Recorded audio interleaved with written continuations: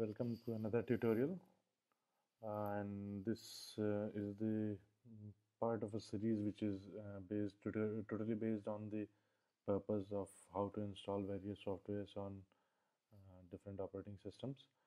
In this tutorial, we are going to demonstrate you the process of installing NetBeans, and in this video, we'll be considering Windows operating system as the option for installing NetBeans, in fact, not Eclipse.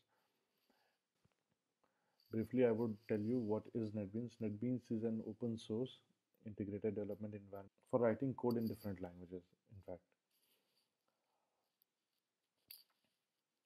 Installation is pretty simple, and there are basically two components in this install process. First one, that NetBeans is based off of Java, so it necessarily needs Java or JDK to run. So either you can use a separate installer for JDK and then install a standalone version of the NetBeans IDE. And the another option is that you can download the full-fledged package, which includes the NetBeans as well as the latest JDK. So in our setup, what we are going to do is we already have a JDK installed. So therefore, we'll be installing the NetBeans standalone version only. And the version that we are installing is 8, and installation is pretty straightforward. When you click when you download the installer from to download the NetBeans installer, you can Google it, download NetBeans 8, and you'll be redirected to a page, or you'll be shown a link where you can click and get into the page which says netbeans.org, and followed by a URL which will be presented for you to download the binaries. After download is complete, you can double click the executable file, and it will present you some options. You can click on the default options and proceed as per the records, and you can proceed as usual. And when it finishes, you can double click to run it. And if you have downloaded the NetBeans for Java development only, then it will not be showing you this option. Here I have downloaded the complete version, which includes the development of Java, HTML5, C, C++, Groovy, PHP.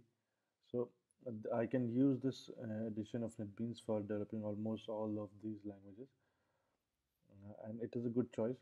In fact, the FTP feature of this this package on NetBeans is very fantastic. For example, let's say that I'm running two servers. The first one is a production server where directly public is hitting, and the second one is the staging server.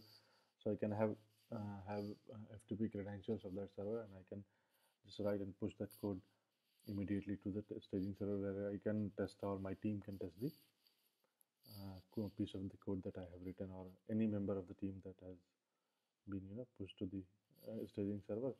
And then from onwards, if your code is tested and is ready and good to go, then you can push to the production from there.